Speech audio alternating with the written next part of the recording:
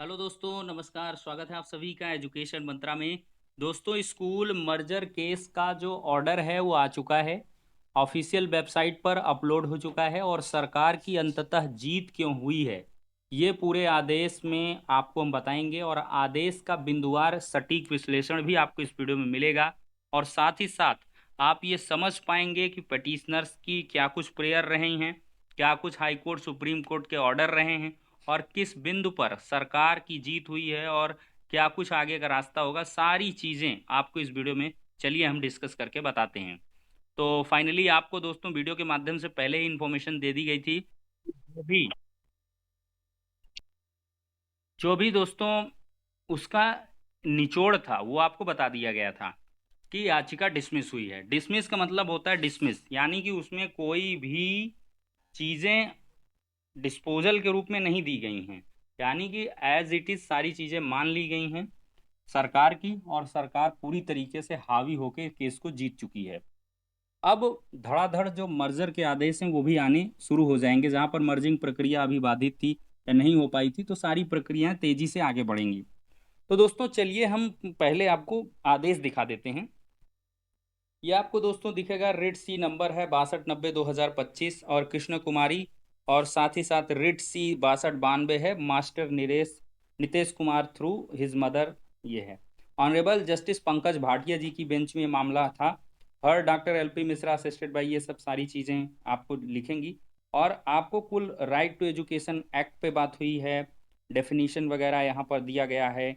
फिर article 21A पर बात हुआ है, शेयरिंग ऑफ फाइनेंशियल और अदर रिस्पॉन्सिबिलिटीज़ क्या गवर्नमेंट की है, ड्यूटीज़ ऑफ अप्रोप्रिएट गवर्नमेंट पर डिस्कशन हुआ है।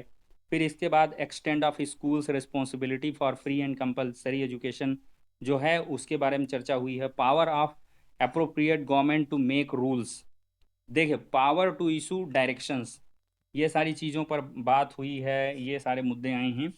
और यहाँ पर दोस्तों देखा जाए तो number of teachers up to 6, क्या क्लासिफिकेशन है, कैसे क्या 1 to 8 के लिए कैटेगराइजेशन दिया है, हेडमास्टर कितने पे क्या रहेगा, कैसे क्या चीज़ें हैं, ये सारी चीज़ें यहाँ पे बताई गई हैं।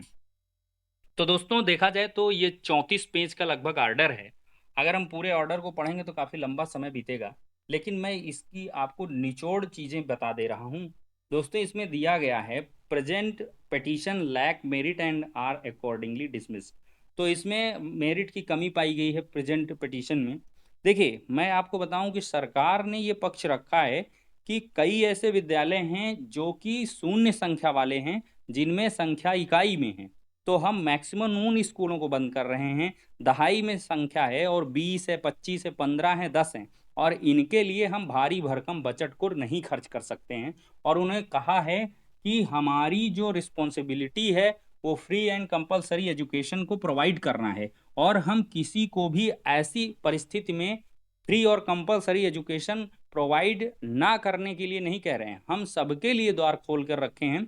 हम सभी को free and compulsory education provide कर रहे हैं। और साथ ही साथ 3 to 6 ईयर के जो छोटे बच्चे हैं, बहुत ही छोटे हैं, उनके लिए हम पूरे विद्यालय को बाल वाटिका का रूप दे रहे हैं। मतलब बाल वाटिका के रूप में वहां पर क्लासेस संचालित होंगी, और 6 ईयर के बाद के ऑनवर्ड के जो बच्चे हैं वो निकटतम 1 किलोमीटर से कम के ही दूरी पर मैक्सिमम बच्चे हैं। अगर इन केस कोई 1 किलोमीटर से ज़्यादा की डिस्टेंस होती है तो ट्रांसपोर्ट फैसिलिटी भी स्टेट गवर्नमेंट प्रोवाइड कराने के लिए तैयार है। ये सारी चीज़ें सरकार ने अपने पक्ष में बोली हुई हैं। और उन्होंने ये कहा है कि राइट टू एजुकेशन एक्ट और आर्टिकल 21A फंडामेंटल राइट, ये सारी चीज़ें आपको कहीं से भी बाधित हम नहीं कर रहे हैं।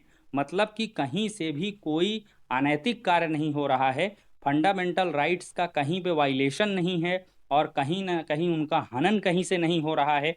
फ्री और कंपलसरी एजुकेशन सरकार प्रोवाइड कर रही है। और साथ ही साथ जो बगल के विद्यालय मर्ज किए जा रहे हैं जिन विद्यालयों में, वहाँ पर पर्याप्त संसाधन हैं, पर्याप्त टीचर्स हैं, साथ ही साथ उनके एजुकेशनल जो एनवायरनमेंट के लिए चीज़ें चाहिए, आईसीटी लैब्स हो गया, साथ ही साथ खेल की सामग्री हो गई, कंपोजिट ग्रांट के जरिए, ये सारी चीज़ों का उन्होंने ताना बाना बुना है कि ये सारी चीज़ों से सुविधा संपन्न विद्यालय में ही हम मर्ज कर रहे हैं। तो यहाँ पर चीज़ें देखा जाए तो स्टेट गवर्नमेंट के पक्ष में ज़्यादा जाती हुई दिखाई पड़ी हैं। और उनका पलड़ा भारी रहा है। ये सारे मुद्दे दोस्तों रहे हैं। और देखिए लास्ट लाइन आप लिखिए, it will be the duty of the basic shiksha adhikari to ensure that no child is left out for being educated and all step are as are necessary shall be taken as and when required in accordance with law। नियमानुसार जो नियम के अनुसार कोई भी बच्चा education से ना छूटे, ये बेसिक शिक्षा अधिकारी की जिम्मेदारी तय की गई है। और the obligation cast upon the state shall the scrupulously followed and the state is bound to ensure that no child is left out because of any action taken by the state। तो state का कोई ऐसा action ना हो जिससे कोई बच्चा प्रभावित हो, जिसको शिक्षा के अधिकार से वंचित किया जाए। ये सारी चीजें यहाँ पर लिखी गई हैं दोस्तों। आर्टिकल 21A का वायलेशन कहीं पर नहीं पाया गया है सिंगल बेंच के जजमेंट के अनुसार, और इसी वजह से सारी पिटीशंस को यहाँ पर जो दो पिटीशंस थी कनेक्टेड और मेन, उनको डिसमिस कर दिया गया है। देखिए हारने की सबसे प्रमुख वजह है, पॉइंट बाय पॉइंट मैं आपको रिमाइंड करा दूं। कोर्ट ने माना है कि मर्जर के बावजूद 6 से 14 वर्ष के बच्चों को निःशुल्क और अनिवार्य शिक्षा की गारंटी बनी हुई है। स्कूल को बंद नहीं किया गया है बल्कि उनको पेयर किया गया है, उनको जो है जोड़ा गया है। मर्जर राष्ट्रीय शिक्षा नीति 2020 के निर्देश के अनुरूप है, जो संसाधनों के उपयुक्त उपयोग और गुणवत्तापूर्ण शिक्षा की दिशा में है। मतलब ये चीजें हैं। यहाँ पे जो मर्जर पॉलिसी है ना, वो एनईपी 2020 के अकॉर्डिंग देखा जाए तो काफी सटीक है। 20 में ये कहा गया है कि ऐसा परिवेश होना चाहिए जो संसाधनों से परिपूर्ण हो, हरा भरा हो और गुणवत्तापूर्ण शिक्षा की जहाँ पूरी व्यवस्थाएं हो, जहाँ पूरा प्रबंधन हो। तो पेयर करने पे क्या होगा, टीचर्स बढ़ेंगे, संसाधन बढ़ेंगे, तो ऐसे में एक बहुत बड़ा शैक्षिक वातावरण बनेगा, ये एम्फेसाइज किया गया है। और जिन स्कूलों का पेयरिंग किया गया उनमें से कई स्कूलों में छात्र संख्या 0 है या अत्यंत कम है, जिससे संसाधनों की बर्बादी हो रही है। ये राज्य सरकार साबित किया हुई है कोर्ट में। और यूपीआरटी रूल्स 2011 के रूल 42 में 1 किलोमीटर के दूरी के नियम से छूट दी गई है यदि राज्य सरकार वैकल्पिक व्यवस्था जैसे निःशुल्क परिवहन की सुविधा प्रोवाइड करे, तो 1 किलोमीटर के दूरी के नियम में रिलैक्स भी दिया गया है कि ये स्टेट की लाइबिलिटी होगी कि छात्रावास चाहे वहां पर उपलब्ध कराएं। ये वाकई सही बात है। रूल 42 में साफ तौर पर मेंशन है, या तो स्टेट गवर्नमेंट की रिस्पॉन्सिबिलिटी उनको ट्रांसपोर्टेशन की सुविधा प्रोवाइड करें, या तो वहां पर हॉस्टल वगैरह की सुविधा। तो ट्रांसपोर्ट के लिए सरकार तैयार हुई है। बहुत कम स्कूलों को ही जोड़ा गया है, और जो एक बहुत छोटा अनुपात है, उन्होंने दिखाया पूरे उत्तर प्रदेश में कितने स्कूल हैं और कितने को हम मर्ज कर रहे हैं। याचिकाकर्ता यह साबित नहीं कर सके हैं कि बच्चों के अधिकारों का प्रत्यक्ष उल्लंघन हुआ है। आदेश को गवर्नमेंट ऑर्डर माना गया है, जिसे रूल्स ऑफ बिजनेस के तहत एडिशनल चीफ सेक्रेटरी द्वारा जारी किया गया है, और यह कानून के विरोध में नहीं पाया गया है। सबसे बड़ी बात यह भी दोस्तों यहाँ है कि सुप्रीम कोर्ट के निर्देशानुसार नीति निर्णय में हस्तक्षेप केवल तभी होता है जब वे मामले मनमाने हों, दुर्भावनापूर्ण हो या मौलिक अधिकारों का उल्लंघन करते हुए हों, और इस मामले में ऐसा कुछ भी नहीं पाया गया है। इसी वजह से एक पॉलिसी मैटर के तहत इसको जो है राज्य के ऊपर छोड़ दिया गया है कि वो पूरी तरीके से अपना जो जैसे चाहें करें। देखिए बिंदुवार विश्लेषण में आपको थोड़ा सा बता दूं, रूल 41, 42, 43 को मिलाकर पढ़ा जाना चाहिए। कोर्ट ने कहा है कि 1 किलोमीटर का नियम कठोर नहीं, व्यवहारिक है।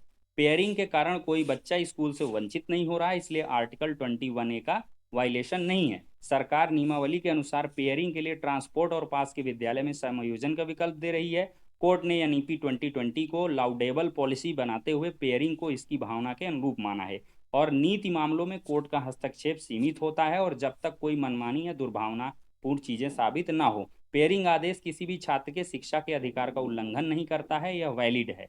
कोर्ट ने बेसिक शिक्षा अधिकारी को स्पष्ट निर्देश दिया गया है कि कोई बच्चा पढ़ाई से वंचित ना हो, और अंतिका दोनों याचिकाओं को खारिज किया गया है। तो दोस्तों आप लोगों को चीजें क्लियर हो गई होंगी किस प्रकार से स्टेट गवर्नमेंट ने आखिरकार जीत हासिल किया है। अब डिवीजन बेंच के लिए तैयारी हो रही है, जल्द ही इस मामले को डिवीजन बेंच में चैलेंज किया जाएगा। फिर इसके बाद देखते हैं, अगर वहां से भी कुछ होता है तो आगे के लिए सुप्रीम कोर्ट तक के लिए जाने के लिए अपने जो भी जो है लोग हैं वो तैयार हैं। जो जैसी अपडेट होंगी लगातार इस चैनल के माध्यम से प्रोवाइड करते रहेंगे। वीडियो को लाइक एंड शेयर करें ज़्यादा से ज़्यादा। इतना सटीक और अनबायस्ड विश्लेषण शायद ही आपको किसी यूट्यूब चैनल में मिले। तो ऑथेंटिक अपडेट्स ही यहाँ पर प्रोवाइड होती हैं। तो दबा करके आप लोग सब्सक्राइब करें चैनल को ज़्यादा से ज़्यादा, जिससे रियल और ऑथेंटिक अपडेट्स आपको लगातार मिलती रहें। नेक्स्ट वीडियो में मिलते हैं, तब तक के लिए शुक्रिया, धन्यवाद।